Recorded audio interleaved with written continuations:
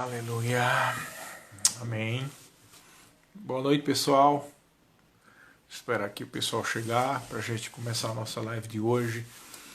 Mais uma live de escatologia, amém. Esperar aí o pessoal entrar. Glória a Deus. Aleluia, Ana Cláudia, Maria Belia, a Cate. Boa noite, pessoal. Graça e paz. Amém. Vera, acho que é Vera Castro, se eu não me engano. Boa noite, graça e paz a todos. Grande expectativa, como em todas as lives, né? Estamos com grande expectativa, porque ao mesmo tempo, quando nós ensinamos, nós também aprendemos e aquele conhecimento vai sendo solidificado, né? Uma das coisas que eu mais gosto em escatologia, eu vou dando essa introdução aqui antes da gente começar, né? Uma das coisas que eu mais gosto é porque escatologia ela atinge e abrange todo o plano de Deus, desde Gênesis até Apocalipse. E o que acontece? Explica muita coisa, né? Muitas coisas que as pessoas têm dúvidas sobre as coisas que Deus, como Deus agiu, né? Durante todas as eras. Então estou esperando um pouco aqui, temos 9 pessoas, Dona Ruth, Glaucio, Fabiana, Camila, graça e paz para o pessoal todo. Até o momento acho que todo mundo é aqui de Maringá, né? Esperar mais gente chegar. Glória a Deus. Quando tiver temos 11 agora. Vamos começar o assunto que nós vamos tratar hoje, né? Que é o assunto sobre as 70 semanas de Daniel. É um assunto que muitas pessoas ouviram falar, né? Mas muitos se confundem e também muita pessoa tem curiosidade, muita gente tem curiosidade a respeito do que é esse assunto, né? Maressa, tudo bem, Maressa? Marcelo, amém. Graça e paz para todos, né? Então, sim, a Vera de Goiânia, paz, querida. Também a Naninha, que é de Goiânia. Tem sempre pessoal de Goiânia que tem nos acompanhado. Muito bom, né? Eu declaro a bênção do Senhor sobre a vida de vocês. Um abraço aí, o pastor Andrei e a sua esposa, suas crianças, a todos. Saudade aí do povo de Goiânia, cidade muito boa. Sim, tá certo. Foi aluna minha em 2015, 2016. Amém. Um abraço. Sempre temos pessoas aí de Mato Grosso do Sul, Campo Grande, né? Às vezes chega alguém de Ponta Porã, mas tem sempre gente aqui da UANA, onde a gente foi pastor. Temos pessoas também de Goiânia, amém? E pessoas aqui do Paraná e de São Paulo, né? Interior de São Paulo, amém? Então vamos dar início, né? 70 semanas, né? De onde que vem isso aí das 70 semanas? E o que é, na verdade, o que são as 70 semanas, né? Então vamos lá para o texto básico, né? O texto que cita isso aí, que se encontra lá em Daniel, no capítulo 9, versículo 24 aos 27. Nós vamos fazer uma leitura disso aqui, depois eu vou tratar por cima mais ou menos o que é o livro de Daniel, para você entender a quem é que está dirigindo e o que é o significado do livro de Daniel, né?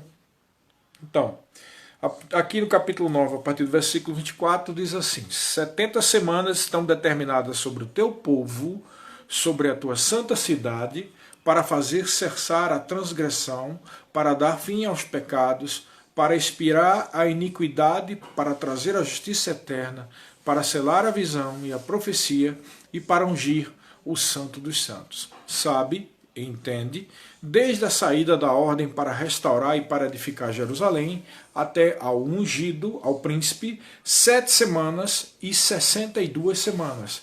As praças e as circunvalações se reedificarão, mas em tempos angustiosos. Depois das 62 semanas, será morto o ungido, e já não estará. E o povo de um príncipe que há de vir destruirá a cidade e o santuário, e o seu fim será um dilúvio, e até o fim haverá guerra, desolações são determinadas. Versículo 27. Ele fará uma firme aliança com muitos por uma semana, mas na metade da semana fará cessar o sacrifício e a oferta de manjares. Sobre a asa das abominações virá o assolador, até que a destruição que está determinada se derrame sobre ele. Amém? Então nós vamos tratar agora o que é o livro de Daniel, qual a importância do livro de Daniel, o que ele significa, o que significa essas profecias do livro de Daniel, e depois nós vamos tratar de coisas como, por exemplo, o que significa uma semana, né? Muita gente fica confuso, mas 70 semanas, o que é uma semana? Tá? Então vamos tratar primeiramente do livro de Daniel. O livro de Daniel, ele é composto de três, vamos dizer assim, abrange três tipos de palavras, tá? Primeiramente, o plano de Deus para os gentios, tá? Como é que a gente sabe que é o plano de Deus para os gentios? Lá no capítulo 2 e capítulo 7, nós vemos que no capítulo 2 a estátua de Nabucodonosor, que é um sonho que Nabucodonosor, que é um gentio, teve, e ali Daniel passa para ele, né, o que vai acontecer através daquelas visões, né, do que significa cada parte, porque a cabeça da estátua era de ouro, né, o peito era de prata, tá, o ventre de bronze, as pernas de ferro e os pés de ferro misturado com barro. E a gente vai falar mais ou menos sobre isso, mas todos esses pedaços de metais significam um governo gentílico, ou seja, das nações gentias. E o que é uma nação gentia? Em outra live a gente tratou, gentios são todas as pessoas que não têm descendência judaica. Então, a Bíblia trata, lembra do início de tudo, quando falamos de dispensações, acho que foi a primeira live. A Bíblia trata de três povos, com três povos. Os gentios, os judeus e a igreja. Quem são os judeus? Os judeus são todos aqueles que geneticamente são descendentes de Abraão, né? Esses são os judeus. Quem são os gentios? Os que não são descendentes de Abraão.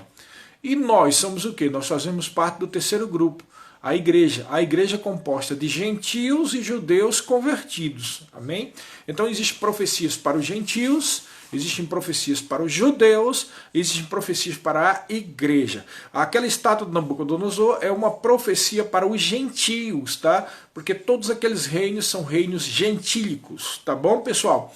E no capítulo 7 nós vemos que Daniel tem um sonho e nesse sonho vê 4 bestas terríveis, né? E essas 4 bestas terríveis estão somente a verdade sobre aqueles reinos, né? Nabucodonosor, que era um gentio, viu os reinos do mundo como algo glorioso, uma cabeça de ouro, um peito de prata, mas Deus deu a visão para Daniel de qual era a real natureza daqueles reinos. Eram bestas, né? Então, para Deus, os reinos do mundo são como os bestas, né? São como os animais. Para o mundo, os reinos do mundo é a glória da sua inteligência e da sua civilização. Então, isso demonstra duas formas de se ver, né? Mas, voltando ao ponto sobre o livro de Daniel, o livro de Daniel trata de profecias para os gentios, profecias para os judeus, e não tem profecia para a igreja aqui dentro do livro de Daniel, tá? Tem em outros lugares.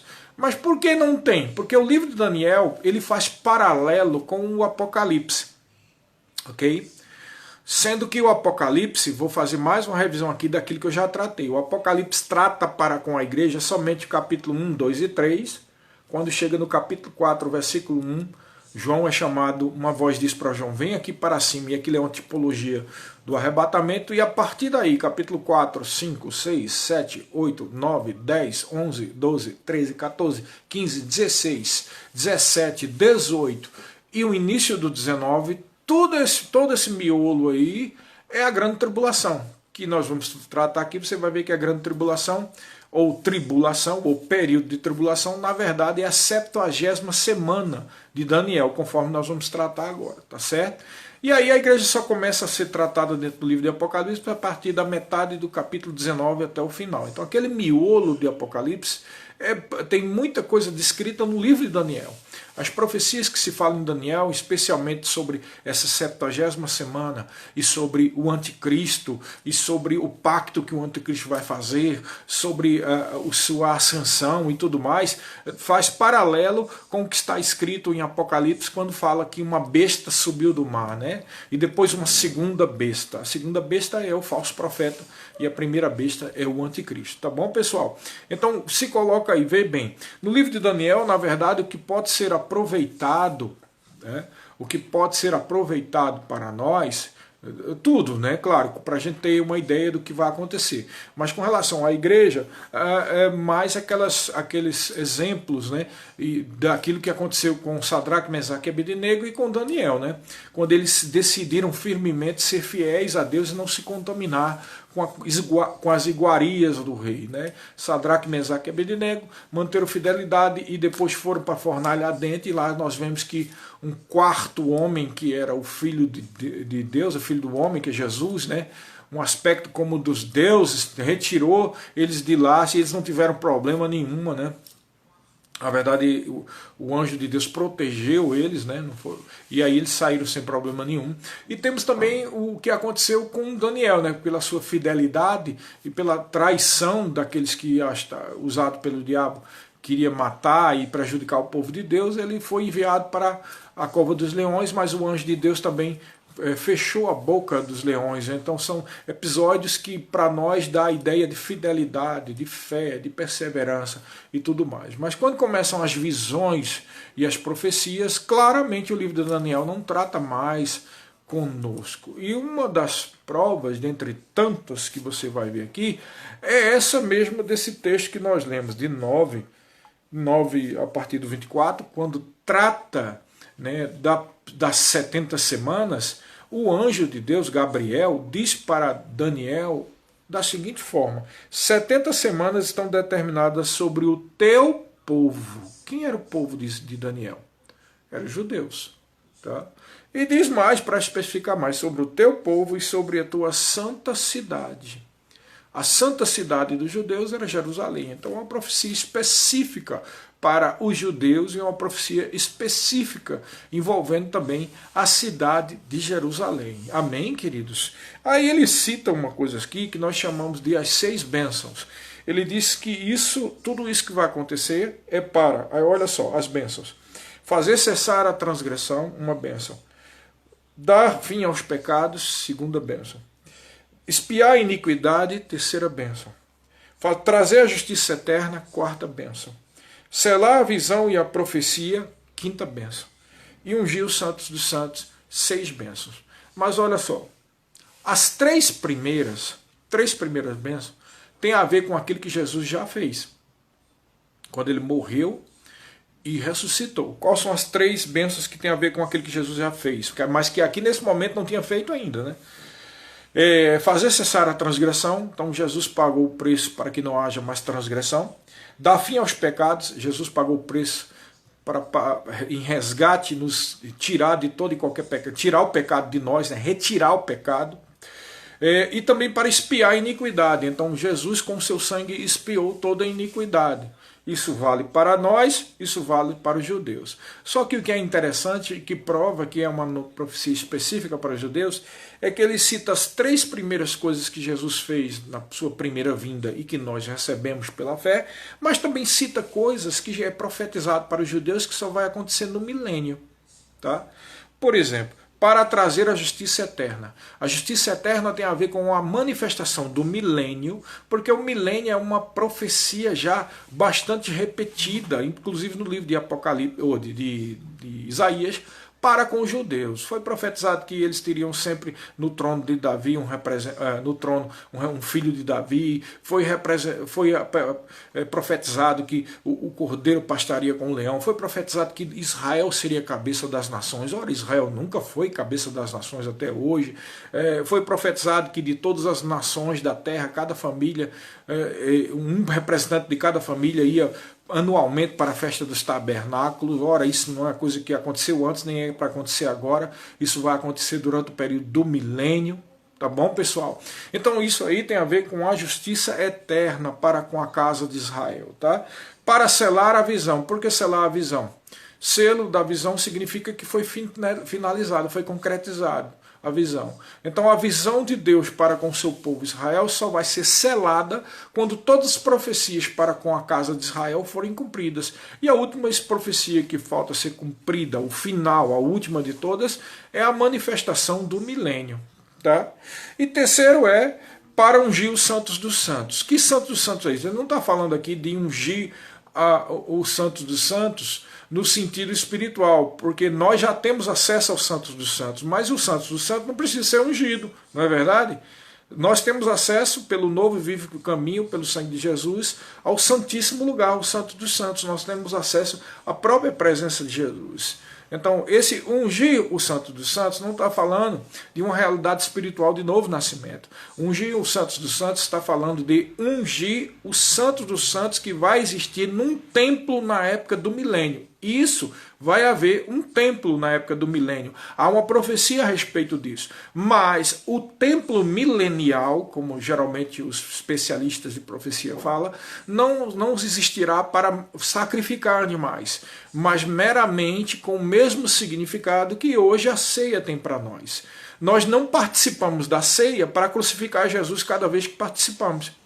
Também nós não somos justificados e santificados todas as vezes que participamos da ceia, porque a ceia é um memorial a respeito de algo que já foi feito nos céus eternamente aqui na terra, que é o sacrifício do Cordeiro e a nossa justificação dos nossos pecados pelo pagamento do sangue precioso de Jesus. Amém? Então a ceia não é como se a pessoa estivesse nascendo de novo. A ceia também não é a nova morte do Cordeiro. A ceia é um memorial, anunciando a morte do Senhor até que ele venha. Não foi isso que ele disse? Então, da mesma forma, o templo milenial será uma memorial a respeito do selar a visão, a respeito de que se cumpriu tudo aquilo que o Senhor profetizou a respeito de Israel. Amém? Está vendo como Deus trata também em particular com o povo de Israel? Ele não acabou, né? Tanto é que Israel foi perseguido, os judeus, mesmo sem ter Jesus, nem mesmo sem reconhecer Jesus como Messias,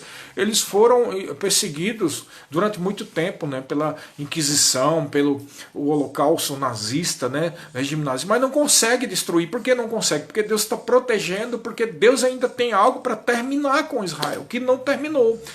A visão precisa ser selada, o santo dos santos milenial precisa ser ungida, amém? E a justiça eterna, que é a própria, uma palavra que significa o milênio para com Israel, né, precisa se cumprir, ok, pessoal? Então, isso é maravilhoso demais, não é? Então, ele diz aqui as 70 semanas. Então, vamos tratar especificamente das 70 semanas, que as pessoas confundem com esses numerais, né? 70 semanas. Se você vê aqui no texto que nós lemos, em Daniel capítulo 9, ele diz a partir do 25, ele vai tratando, eu vou bem devagar aqui, tá? Mas antes de eu continuar, falta uma coisa que eu disse para você e ainda não ensinei, que é sobre semana. O que é semana, né? A palavra no hebraico, né, tem a ver com 7 dias, ou setes. Na verdade não é 7 dias, mas setes. A palavra tem a ver com setes. Semana em hebraico é setes, ok? Só que quando trata de profecia, quando Deus trata de semanas, ele está falando de semanas de anos, não de dias, ok? Assim como um ano profético não é de 365 dias, ele é composto de 360 anos. É um arredondamento, é um ano profético. Amém? Tá bom, pessoal? Então, vê bem, um ano profético é composto de 360 dias, tá? E uma semana profética é composta de 7 dias. Então, quando a Bíblia trata uma semana, ela está falando de 7 anos, tá? Então, aqui ele diz, a partir do versículo 25, sabe e entende, desde a saída da ordem para restaurar e para edificar Jerusalém, até ao ungido, ao príncipe, 7 semanas e 62 semanas. As praças e circunvalações se reedificarão, mas em tempos angustiosos. Então ele faz essa diferenciação. 7 semanas e mais 62 semanas. Tá? Por que ele faz 7, 62? Essas 7 semanas iniciais começam a contar com uma ordem, né, para a reedificação do templo. Essa ordem está descrita não no livro de Esdras, porque Inicialmente em Esdras, Israel começou a reconstruir, mas foi parado, interrompido. Em Neemias, capítulo 2, é que nós vemos a ordem do rei Artaxerxes, tá? E esse rei Artaxerxes, que eu, se não me engano é persa, né? Ele deu essa ordem e os especialistas conseguiram, né? Porque aí os especialistas em história, não precisa nem ir para o texto bíblico para descobrir. O rei Artaxerxes, ele deu essa ordem no seguinte ano aqui. Depois tem os meses e anos em hebraico, né? Judaicos, mas aqui nós podemos ter ideia exata de qual foi o dia em que o rei Artaxerxes deu essa ordem. Foi no dia 14 de março do ano 445 antes de Cristo, tá? 14 de março de 445 antes de Cristo, tá? A partir daí começa a contar as primeiras, as 7 semanas. Ora, eu disse a você que uma semana tem quantos anos? 7 anos. 7 vezes 7, não são 7 semanas? 7 vezes 7, 49. Que foi o quanto durou ainda o cativeiro, tá? Naquela época, tá bom? E aí ele diz aqui que vai ser reconstruído durante aquela época dos 49 anos, mas ia ter muitas dificuldades. A própria dificuldade porque o povo de Israel estava ainda sob domínio, né? E naquela época de Neemias você vê todo o sofrimento, inclusive aquele Sambalate, Tobias, aquele povo todo que estava tentando prejudicar a reconstrução dos muros de Jerusalém. É por isso que ele faz essas diferenciações. 7 semanas e depois 62. Essas 62 semanas, que são 62 vezes 7 anos, começa a contar depois dos 49 anos iniciais. Tá bom? Mas para fins proféticos, são 7 semanas mais 62. Quanto é que é 7 mais 62? 69. Ok? Então, do momento que saiu a ordem para reconstruir até o advento ou o aparecimento do ungido, 69 semanas. Quem é o ungido? Jesus. A verdade, ele é o Messias, e Messias, ou Machia no hebraico, significa o ungido, aquele que foi ungido. O Cristo, na verdade, é uma tradução para o grego, o nome original seria Machia, né? Por isso que, às vezes, alguns puristas dizem que o nome de Jesus não seria Jesus Cristo, porque já é uma tradução da tradução para nós, né? O nome correto seria Yeshua HaMashia, ou Jesus o Messias, ou Jesus o ungido, né? Na verdade, Jesus, até a tradução está errada, porque o nome dele é Josué, né? Yeshua é Josué. Jesus é uma tradução para o grego. Jesus Christus, ou Jesus Christus, é o grego, tá bom? E daí foi traduzido e ficou esse nome Jesus Cristo. Mas eu voltando ao ponto, Messias significa ungido. Então, o que a profecia está dizendo aqui é que haveriam 69 semanas desde aquele momento que o anjo disse para Daniel, né, desde o momento, o momento da ordem para restaurar os muros, a cidade e o templo, né, que foi no reinado do rei Artaxerxes, no dia 14 de março de 445 a.C., até o advento do ungido. Qual é a data que a gente considera como o advento do ungido? Não é o nascimento dele, né, nem o batismo. Por que não o batismo? Mas não foi ali que Jesus foi ungido pelo Espírito Santo? Sim, mas entenda que aqui é uma profecia para com o povo de Israel.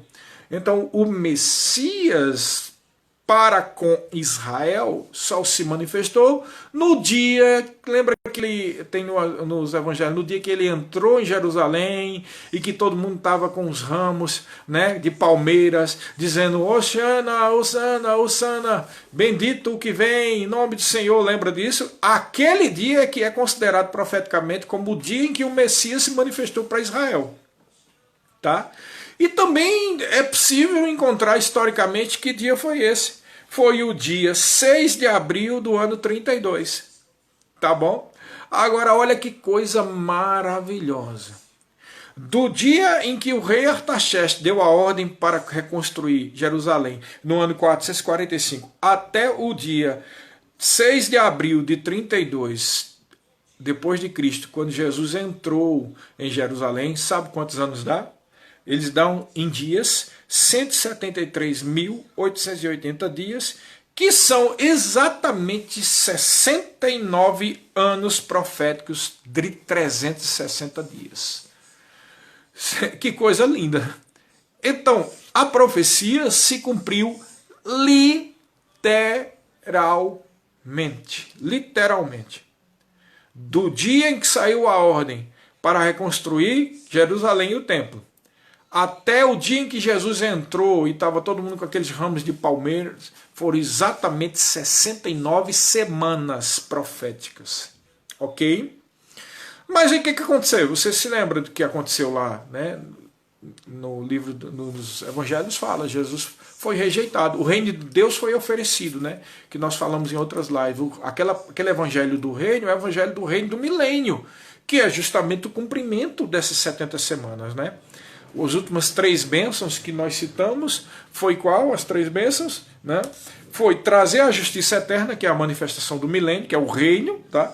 Selar a visão, que é a manifestação do milênio para terminar tudo que foi profetizado a respeito de Israel, e ungir os santos dos santos do templo milenial. Então essas 3 últimas bênçãos têm a ver com aquilo que foi prometido para Israel, o evangelho do reino. Lembra que alguém, acho que foi a Maressa, logo no início perguntou nas primeiras lives, o que significa, e esse evangelho do reino será pregado em todas as nações e então virá o fim. E nós falamos que esse evangelho do reino é o evangelho que foi pregado antes de Jesus morrer, é o evangelho do reino do milênio, é uma promessa a respeito dessas 3 últimas bênçãos aqui da 70ª semana, tá? E é por isso que o evangelho do reino, além de tudo isso, é pregado na 70ª semana, porque a 70ª semana, que é uma semana de 7 anos, é exatamente o período da grande tribulação, ou o período da tribulação, melhor dizendo.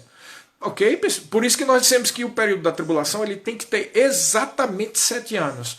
Nem 6 anos e meio, nem 7 anos e meio. Exatamente 7 anos proféticos. Por quê? Porque é a 70ª semana que falta se cumprir. Aí agora vamos explicar por que a 70ª semana falta se cumprir e nunca se cumpriu. Sabe por quê? Vamos ver o que é que está escrito aqui nesse livro de Daniel que nós estávamos lendo, lá no capítulo 9. Preste atenção. Você tem que prestar bem atenção para não perder as contas, tá bom? Então, diz aqui em Daniel capítulo 9, né? Que diz assim, ó, 70 semanas estão determinadas para o teu povo, e aí tem as 6 bênçãos, né? E ele diz, sabe, entende, olha só, desde a ordem para restaurar e para edificar Jerusalém, né, lá no reino do rei Artaxerxes, até o dia 6 de abril de 32, quando Jesus entrou, ou seja, o advento do ungido, de um príncipe, o príncipe Senhor Jesus, 7 semanas, 62 semanas, então 7 mais 62, 69, que se cumpriram aqui literalmente, tá? Então no versículo 26, preste atenção, depois das 62 semanas, das últimas 62, ou seja, quando Jesus aparecer, quando Jesus entrar em Jerusalém e pregando o evangelho do reino, aí ele diz, será morto o ungido. Então ele está falando que o Messias, o ungido, o Mashiach de Israel seria morto. É interessante aqui mesmo, no livro do Velho Testamento, está falando que o Messias seria morto e os judeus não creram, né? Na verdade, esse amortecimento veio a Israel para que nós tivéssemos chance. Eles eram a oliveira verdadeira, original, e nós somos a oliveira enxertada, a oliveira brava, que foi enxertada. Então isso era um mistério que estava oculto, né? Paulo diz, o mistério que estava oculto desde antes da fundação do mundo veio a se revelar em vós, que é Cristo em vós a esperança da glória. E um outro texto a respeito do mesmo mistério, em Efésios, ele diz que judeus e gentios fazem parte do mesmo corpo. E isso mostra claramente que Deus protegeu a noiva do filho dele para que o diabo não prejudicasse o nascimento da noiva. Em nenhum momento no Velho Testamento há profecias a respeito da noiva do período da igreja, né? É por isso que o diabo não entendia. Porque às vezes as pessoas perguntam assim, mas por que o diabo é burro? Não, o diabo não é burro não, viu, querido? Ele não é burro, ele está submetido aos princípios espirituais. E tanto ele não é burro que Deus teve o cuidado de não mostrar durante o Velho Testamento o projeto dele a respeito do surgimento da noiva. Então é por isso que o diabo tentava matar Jesus, Você está entendendo? Ele tentava matar Jesus, não era porque ele acreditava que o projeto de Deus não ia se cumprir, é que ele queria postergar, porque ele teve exemplo antes, né? Quando ele levou o povo de Israel à infidelidade, ele postergava o projeto, ele postergava, sempre postergava. E como as profecias a respeito do Messias envolvia o evangelho do reino, que era para Israel, ele não tinha ideia, né? Mesmo com a sua inteligência, mas como não estava na Bíblia, ele sabia que Deus cumpre o que está na Bíblia, não estava claro na Bíblia, ok? Por isso que ele foi enganado. Deus não permitiu que o diabo soubesse o nascimento da igreja. E é por isso que ele tentava matar Jesus, tentava afligir Jesus, tentava prejudicar Jesus. Ele não sabia que com a morte e ressurreição de Jesus não seria só os judeus, né? Ainda mais para ele, os judeus estavam debaixo do maior império da época, que era o Império Romano, tá? Os judeus não estavam sobre o reinado de Davi ou de Salomão, tendo a sua glória. E é por isso que o diabo tentava matar Jesus, na esperança de postergar, deixar para depois, tá entendendo? Mas quando Jesus disse está consumado e houve tudo aquilo, o véu que separava foi rasgado de cima a baixo e nós tivemos livre acesso. Mas na verdade a época da igreja só começou com a vinda do Espírito Santo no dia de Pentecostes.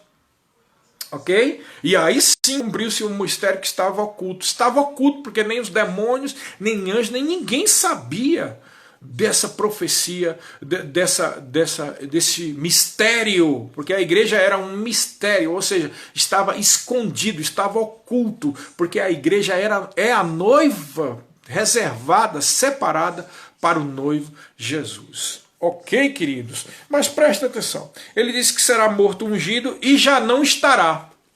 É interessante esse texto, mas às vezes você passa por cima e não presta atenção em detalhes. Ele está dizendo que o ungido de Israel, ou o Messias, já não estará. Já não estará? Mas o que que... Você lembra que Jesus falou lá em Mateus? Ele disse assim, depois que os judeus não quiseram receber, ele disse, Jerusalém, Jerusalém, que matas e apedrejas os que te foram enviados. Quantas vezes eu te quis aninhar debaixo das minhas asas, como a galinha põe debaixo das suas asas os seus pintinhos, mas vós não quisestes. Eis que a vossa casa ficará deserta, e não me vereis mais, até que digais, bendito que vem em nome do Senhor. Veja, a vossa casa ficará deserta, tá? Ele está falando aqui de duas coisas, de que o lugar de habitação de Israel, que era Jerusalém, eles iam ser espalhados por todas as nações, mas também está falando que ficará deserta no sentido de que ele não vai ter comunhão com o Messias. Tanto é que ele diz assim, e não me vereis mais. Eles não vão ver mais espiritualmente o seu Messias. Tiveram chance, mas quando eles rejeitaram, essa chance foi passada para os gentios durante o período da dispensação da igreja. Mas ele disse que eles não veriam mais até que digais. Então vai ter um momento em que os judeus vão ter de novo o seu Messias. E é o cumprimento do milênio. É quando eles disserem bendito que vem em nome do Senhor. E quando eles disserem isso, o que é que vai acontecer? Então se verá no céu o sinal do Filho do Homem vindo sobre as nuvens com grande poder e glória. E todo olho verá, até aquele que os traspassaram. Né? Então o Rei dos Reis vem com os exércitos celestiais. Nós que somos a noiva junto com eles, tá? Com o Senhor e com os anjos e todo mundo, e nós vamos descer lá no sul de Israel, né, no lugar de Moabe, naquela região ali onde fica hoje, onde ficam as ruínas da cidade de Petra, aquele lugar onde os judeus estarão fugindo do exército do anticristo, que é uma coisa que nós vamos tratar aqui se der tempo ainda, mas o que acontece? Nós vamos estar lá com eles, tá bom? Mas ele diz aqui, ó, e já não estará. Já não estará porque a casa ficará deserta e não verão mais o Messias. Está vendo como é exatamente do jeitinho que aconteceu? Aí diz, e não estará. E o povo de um príncipe que há de vir destruirá a cidade e o santuário. Veja, o povo de um príncipe. Não está dizendo que é o príncipe que há de vir. Que esse príncipe aqui que nós vamos ver é o anticristo. Ele não está dizendo o anticristo vai destruir o santuário. Ele está dizendo o povo deste príncipe. E se cumpriu no ano 70 aquilo que Jesus falou, eis que não ficará pedra sobre pedra, que é que no ano 70 Jerusalém foi cercada e o povo do príncipe, quem era o povo do príncipe que há de vir? Os romanos. Por que os romanos são o povo do anticristo que há de vir. Porque quando o anticristo vir, ele vai se estabelecer na Europa. Tá? Por que vai se estabelecer na Europa? Porque o povo do príncipe que há de vir foram os romanos. Então, o que o anticristo vai fazer é restaurar o Império Romano. Tá? E a visão da estátua de Nabucodonosor também prova isso. Então, por isso que a gente sabe, duas coisas que a gente sabe claras sobre o anticristo. Israel vai fazer um pacto com eles, e é aquilo que Jesus Cristo diz: vocês não me recebem agora, mas o outro vai vir em seu próprio nome, vocês vão receber.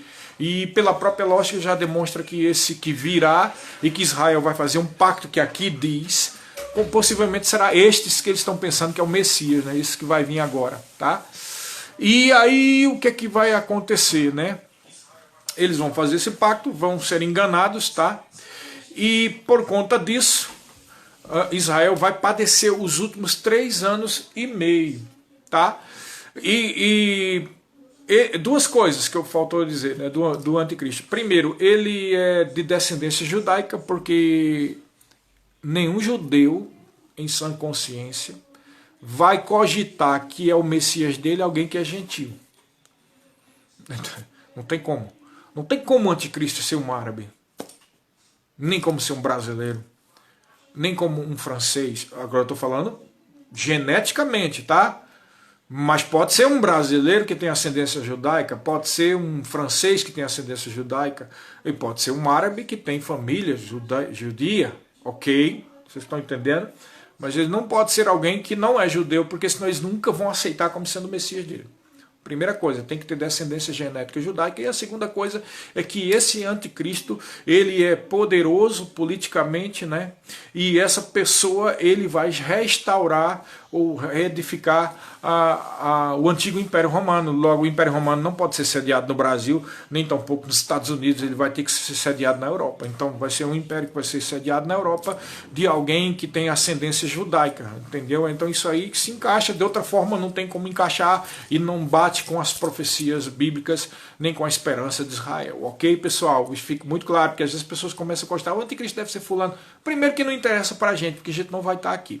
Aliás, eu quero falar para você mais outra coisa. Nós estamos tratando desse assunto só para tirar as dúvidas e deixar claro para você, mas não tem que você se preocupar, porque nós não vamos ficar durante a grande tribulação. Nem tampouco nós vamos passar durante a 70ª semana. Ok, pessoal? Então, voltando aqui, ó.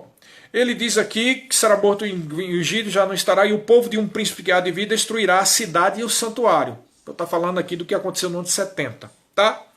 E aí ele já diz no 27 que vai acontecer lá na grande tribulação. Ele quem? O príncipe que há de vir. Esse príncipe que há de vir, o anticristo, fará uma firme aliança com muitos.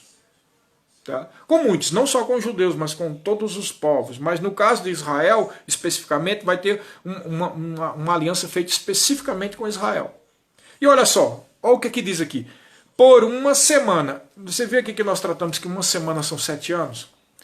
Então o anticristo vai fazer um pacto de 7 anos com Israel.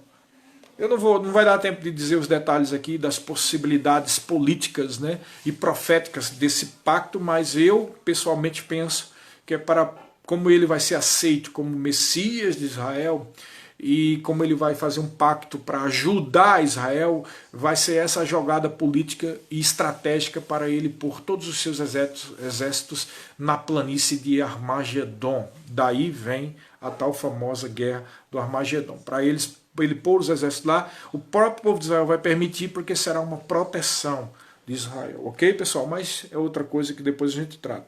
Mas aí ele diz o seguinte, ele fará uma aliança com muitos por uma semana, mas diz aqui, ó, na metade da semana, uma semana tem 7 anos, qual é a metade de 7 anos? 3 anos e meio.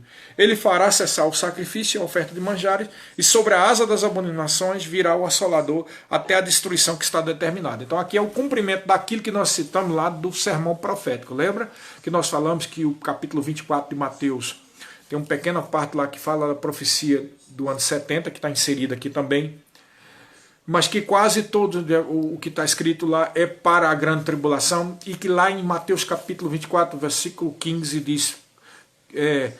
quando ouvirdes do abominável da desolação de quem falou o profeta Daniel, quem lê, entenda.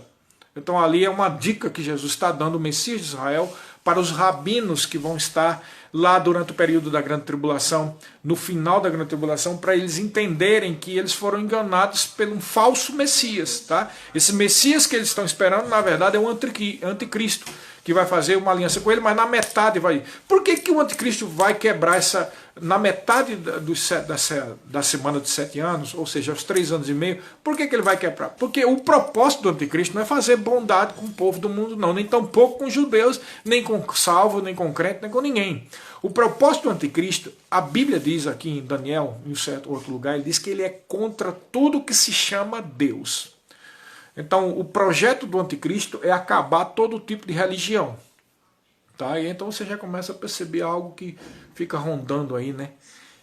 No mundo. O espírito do anticristo já está no mundo. Então, esse negócio de terrorismo, por exemplo, de árabes, isso é uma coisa que é propósito do anticristo, que é para trazer esse clima de insegurança e de irritabilidade para com qualquer religião. Então, a gente nós somos cristãos, e judeus e todo mundo entra tudo no mesmo pacote para o anticristo. Ele é contra tudo que se chama religião ou que se chama Deus. E por quê? Porque o projeto deles é uma suposta evolução espiritual, filosófica, física, científica da humanidade, e é por isso que ele vai conseguir tanto poder.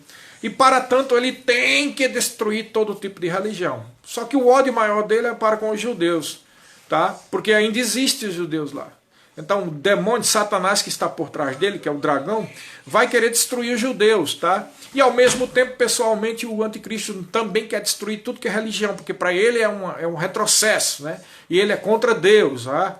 Então é por isso que ele quer destruir Jerusalém. Por que quer destruir Jerusalém? Porque ele é o berço de 3 religiões. Tá? Jerusalém tem muita importância para os muçulmanos, tá? Para a religião de Maomé, tem muita importância para os cristãos e tem muita importância para os judeus. É por isso que ele quer destruir Jerusalém. E ele se torna a abominação das abominações, porque ele vai chegar lá no templo, né, que vai ser reconstruído durante o período da grande tribulação, porque ele vai reconstruir para poder seduzir os judeus, para mostrar que ele é o Messias. Mas tudo é uma jogada política, estratégica, para estar lá dentro do coração de Israel.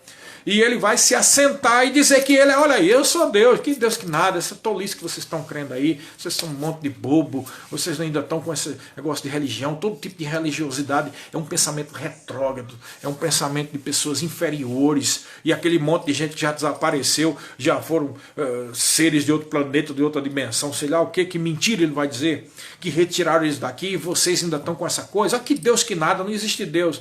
Então ele é a abominação das abominações, ele vai se sentar no trono lá no milênio dizendo que ele é Deus. Então vai ser nesse momento que os judeus vão cair em si e perceber que ali era uma grande mentira, que ele é o anticristo ou o antimessias. E a partir daquele momento o anticristo começa a matar todo judeu que encontrar pela frente. Então vai ser uma perseguição pior do que a de Hitler durante o regime nazista. Então é assim que eles vão fugir para o sul.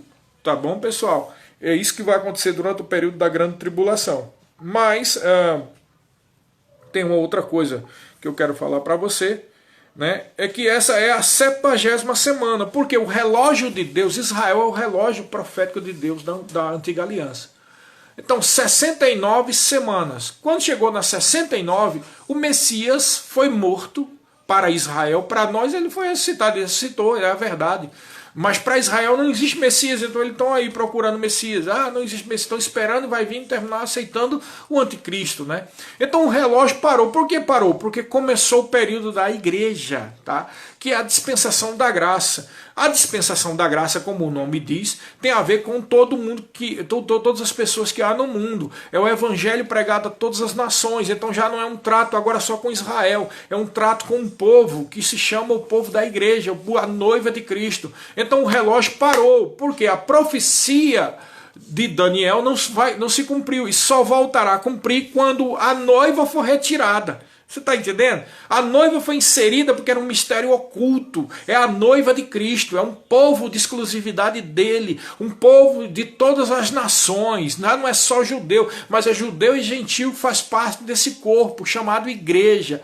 Então esse povo, quando for retirado daqui, que é o dia do arrebatamento, da ressurreição dos mortos em Cristo. Nesse dia, o que é que acontece? Aquele que está impedindo o anticristo de se manifestar, que é o Espírito Santo, que é o guarda-costas da igreja, que está protegendo a igreja, o Espírito Santo que unge a igreja, o Espírito Santo que se move na igreja, para que através da pregação da palavra temperada com sal, por isso que nós somos o sal da terra, para não apodrecer esse mundo, e também luz do mundo, porque essa palavra traz luz para todos os povos, e aí quando essa igreja sair, o Espírito Santo vai continuar aqui, mas ele vai soltar livre o anticristo, porque agora começa a 70ª semana.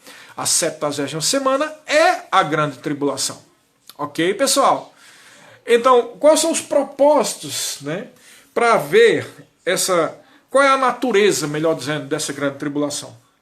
Então, veja bem, veja que coisa medonha é a grande tribulação. Por isso que não tem cabimento que a igreja vá passar pela grande tribulação.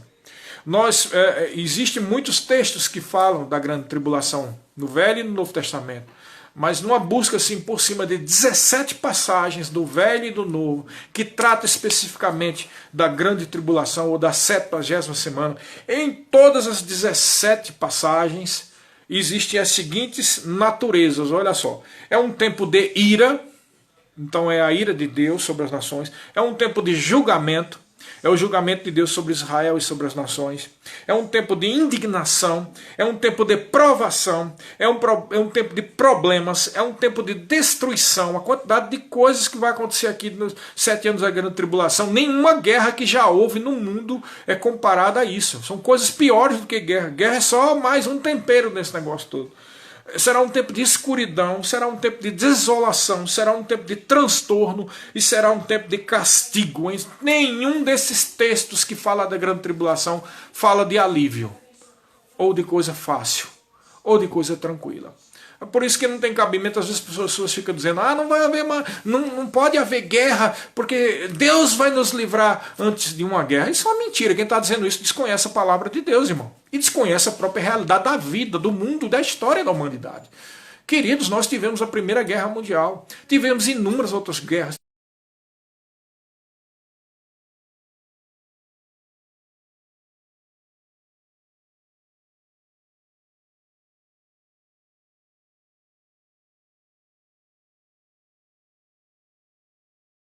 Sempre de trazer uma mensagem de esperança e de fé. Mas a mensagem de fé, irmãos, está na palavra. Quando a Bíblia diz que tudo que nós passamos exteriormente é uma leve e momentânea tribulação. Quando a Bíblia fala que Deus é o nosso protetor, o nosso provedor, o nosso guarda. Isso é verdade, você tem que crer nisso. Você não tem que crer pelas coisas que vocês estão vendo. Então tem pessoas que dizem assim, não, pastor, mas será que pode ter uma terceira guerra mundial? Claro que pode ter uma terceira guerra mundial e nem por isso é a grande tribulação. Porque o que está escrito na grande tribulação é muito pior do que uma terceira guerra mundial.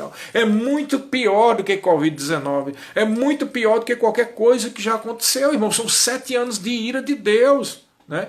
O mundo jaz no maligno.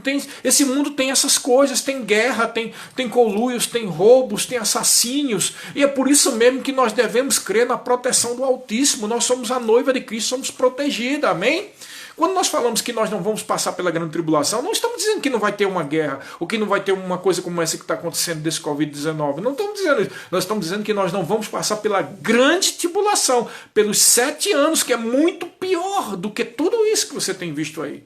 O problema é que nós somos uma geração, desculpa, uma mimada, uma geração, nós nascemos, eu mesmo com meus 54 anos de idade, e até mesmo o meu pai nasceu em 1939, né? Meio no período da guerra, mas ele era bebê, ele era criança, não tinha ideia. Mas nossa geração, quem tem de 65 anos para cá, são todas pessoas que nasceram só ouvindo falar de guerra no exterior, a gente nunca passou em guerra nenhuma, nunca passamos por grande tribulação de guerras ou de fomes, e a gente não tem ideia, e para a mente da gente que não percebe o que é isso, quando se fala de uma possibilidade de guerras e de fomes e de doenças, a gente pensa logo que é a grande tribulação, mas isso não é grande tribulação, pessoal. creia na proteção que há do Altíssimo, independente de qualquer coisa, se haja perseguição contra a igreja, se tenha mais pestes ou doenças, ou se comece uma terceira guerra mundial, nós não seremos atingidos. Creia nisso individualmente. Você é filho de Deus e você é protegido, amém? Mas o que eu estou dizendo sobre isso é que a grande tribulação é muito pior do que as pessoas imaginam. Não é tempo de alívio não, irmão. É um tempo de sufoco, e por si só não tem sequer cabimento que uma coisa dessa tão ruim, é tantos juízos, tantas pragas. Pra você ter ideia, caiu um asteroide do céu, quando está lá na época das trombetas, nos primeiros 3 anos e meio, cai um asteroide do céu e mata muita gente, irmão. A poeira desse asteroide sobe para o céu, fecha a luminosidade do céu e muita gente morre. Você já pensou o que é isso? Os cientistas falam até que foi por isso que os dinossauros foram extintos. Irmão, você já pensou que desgraça é essa? Não tem nada que se compare com um negócio como esse, irmão.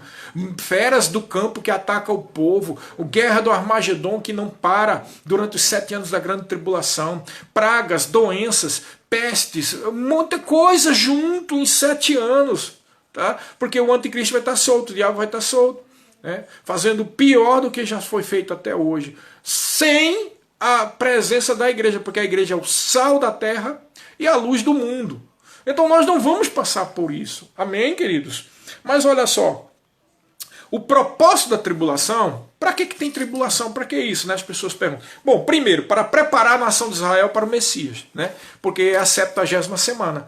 Então, a última semana, como disse o anjo lá, diz o quê? Para ungir o Santo dos Santos, para trazer a justiça eterna.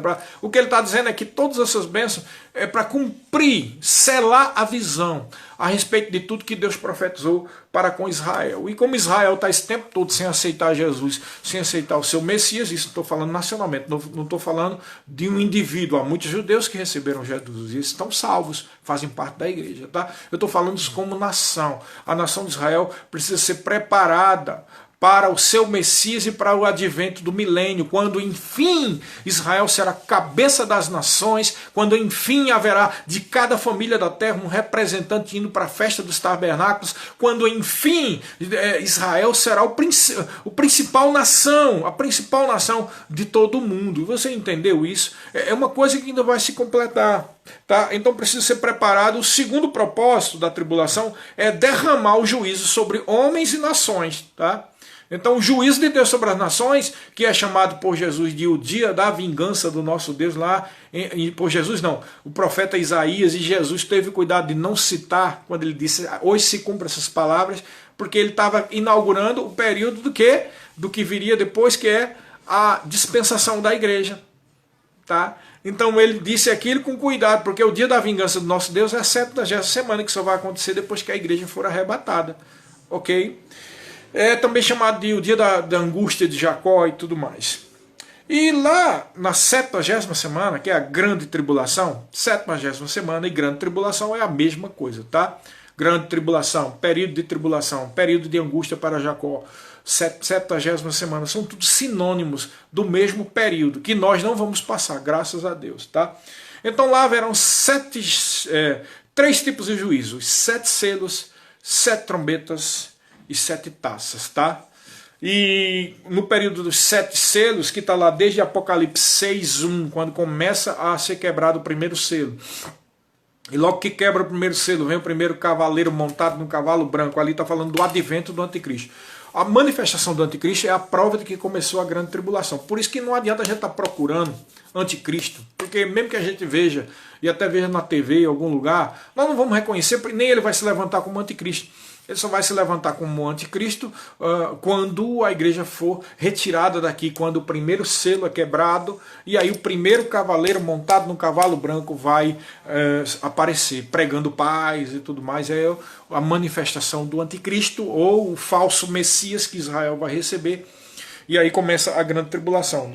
Capítulo 6, versículo 1. E isso vai, o 7º selo é quebrado em Apocalipse 8, versículo 1. tá? Nesse período aí surge o que? Os 4 cavaleiros, surge o anticristo, que é a besta, e surge o falso profeta. Eu costumo dizer que o falso profeta, ele é uma espécie de marqueteiro do anticristo, tá? Ele é que faz propaganda, ele diz, olha, ele vai chegar para os judeus e dizer, ele é o Messias de você. Ele vai chegar para as pessoas que são envolvidas com esoterismo e vão dizer, ele é o Maitreya, é o avatar da nova era. Ele vai chegar para falsas igrejas pseudo-cristãs e vão dizer que é o Messias Jesus que retornou, tá? Ele vai fazer a propaganda, ele é o falso profeta e ele é o chefe da falsa religião chamada de Babilônia. Tá? Isso tudo surge, e surge então a trindade satânica, porque como Satanás quer imitar Deus em todas as coisas, e Deus é Pai, existe o Filho e o Espírito Santo, Satanás vai fazer a mesma coisa, né? Ele vai tentar fazer a mesma coisa, né? Então, qual é a trindade satânica? É o dragão, a besta e a segunda besta. Né? Ou Satanás, o anticristo e o falso profeta. Então, essa é a trindade satânica que vai surgir durante esse período, tá? E depois desses 7 selos, o último selo, quando é quebrado, ele inaugura a primeira trombeta, que são 7 trombetas, que começa lá de Apocalipse 8:6 até Apocalipse do 11:19. Nesse período aí das trombetas, é quando cai essa pedra chamada estrela, absinto, e cai um monte de coisa. E também é levantado 144 mil judeus, né? Eu falei aqui já várias vezes que Apocalipse 4 e Apocalipse 14 fala que são 144 mil judeus. A literalidade da interpretação não deixa dúvida. 12 mil de Naftali, 12 mil de Zebulon, 12 mil vai dizendo de cada uma das tribos, né? São 144 mil, 12 vezes 12 mil, 144 mil judeus. E por que Deus levanta 144 mil judeus? Um dos principais motivos é para pregar o evangelho do reino, se cumprir aquela profecia de Jesus. Então será pregado o evangelho do reino. Que reino? O reino do milênio.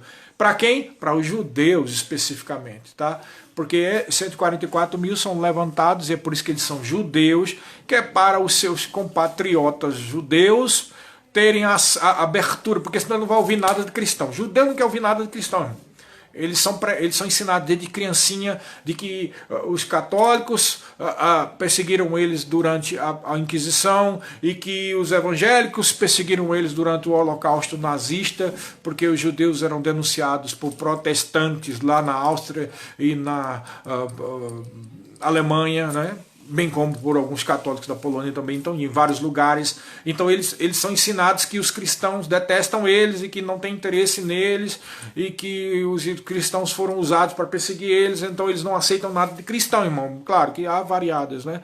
Pessoas que não são tão judeus, que não são tão assim extremistas, eles, pela atuação do Espírito Santo, houve a pregação de algum pregador, algum irmão, alguma irmã, e é esses que se convertem aqui e acolá. Mas no geral, eles não querem saber de pregação de cristãos, e é por isso que Deus, no seu cuidado para com o povo de Israel, que ele ama e que ele quer cumprir as suas profecias sobre eles, levanta 144 mil judeus para pregar o evangelho do reino. Então, quando chega naquela fase, Jesus disse, então será pregado esse evangelho do reino a todas as nações, então virá o fim. O fim são os últimos 3 anos e meio, que é as últimas juízos, são as 7 taças, tá?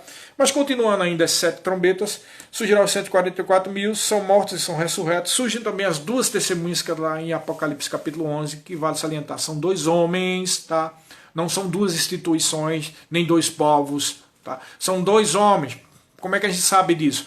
Primeiro, pelo próprio arcabouço profético, de que as únicas pessoas que não morreram foi o quê? Elias e Enoque, porque eles foram levados aos céus. E eles são 2 testemunhas, são 2 oliveiras que estão diante de Deus. Então, são os 2 que nunca foram mortos. E é por isso que eles vêm, profetizam e são mortos e depois são ressuscitados. O segundo ponto é que esse mesmo texto de Apocalipse 11 diz que os cadáveres dessas 2 testemunhas estarão em uma praça em Jerusalém. Irmão, qual é a praça em Jerusalém que vai caber cadáveres, supostamente, se for o caso, de milhões de pessoas da igreja ou dos judeus, etc., como alguns sustentam? Isso é um absurdo. Então, pela própria literalidade da profecia e pelo fato de haver esse detalhe que Enoque e Elias não morreram ainda, dá bastante substância de que essas 2 testemunhas são 2 homens profetas que vão profetizar e depois são mortos e depois são ressuscitados, tá? Depois também surgem essas 2 testemunhas, tá? E aí, quando a última trombeta, começa as 7 taças, que é o fim que Jesus falou, que são os últimos 3 anos e meio. E essas 7 taças têm os piores juízos, né? Depois que terminam as taças, aí é que finaliza a guerra do Armagedon, quando ali os judeus finalmente reconhecem Jesus como seu Messias, né? Quando leem possivelmente o texto de Mateus, que foi preparado para ele, quando Jesus Cristo disse: quem lê, entenda. Quando virdes o abominável da desolação, quando vocês virem isso, fujam. Jesus nunca mandou a igreja fugir, irmão. Então ele está falando claramente com o povo que ele cuida, o Messias de Israel, e como Israel até este momento ainda não tem aceitado Jesus como Messias, não são salvos, e mesmo que fossem, alguns estão dentro do período da grande tribulação, quando o anticristo age e não há proteção do Espírito Santo, né? Entendeu tudo isso? Por isso que Jesus diz: fuja, fuja, fuja. Quem vão para os montes, vão para o deserto, ele manda fugir, tá? Por quê? Porque a salvação virá no momento que as lideranças de Israel, lendo esse texto, reconhecendo que é o Messias dele, 2000 anos antes, tendo cuidado deles, vão reconhecer que Jesus é o Messias e vão dizer: bendito que vem em nome do Senhor. Então vai haver um fenômeno imenso nos céus e nós voltaremos com o Senhor e vai ser inaugurado o milênio aqui nessa terra. E sim, as 3 últimas bênçãos lá de Daniel 9 se cumprem para com o povo de Israel. Está terminando agora, pessoal. Eu sei que é muito assunto, muita coisa, mas nós temos lá no nosso canal gravado para você, amém? Seja abençoado, espero que tenham aprendido sobre as 70 semanas de Daniel, em nome de Jesus.